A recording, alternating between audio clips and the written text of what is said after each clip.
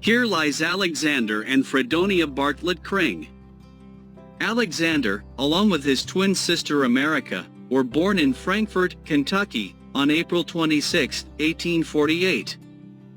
They were the fifth and sixth of 7 children born to Mary Helen Martin Kring.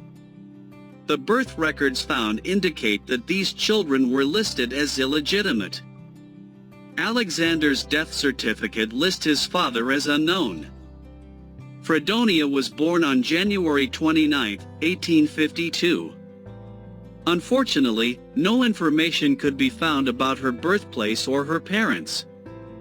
According to the 1860 census for Frankfort, she lived with James and Sarah Wilson and their children, as well as 2 children with the last name Bartlett, assumed to be Fredonia's siblings. Sarah Wilson's maiden name was Bartlett, but it is unknown if Sarah was Fredonia's aunt or older sister.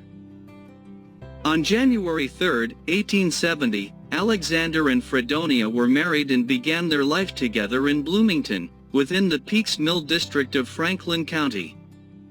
Alexander worked as a farmer. Between 1871 and 1890, they had 10 children, including a set of twins, Sandy and Samuel, born in 1888. Sadly, only 4 of their children outlived them. Willie died at the age of 2 in 1878. Alice at 1-year-old in 1885. Leander at 18 in July 1892 after being struck in the chest with a baseball during a game in Bloomington. Samuel passed away at 22 in November 1910, from meningitis. James at 43 in January 1917 in Locust Fork, Alabama. And tragically, Nora died at 28 in May 1918 when her wagon overturned in Elkhorn Creek, during a flash flood, which also claimed the lives of her 2 children, Lloyd and Dorotha. Sometime after 1906, Alexander and Fredonia moved back to Frankfort.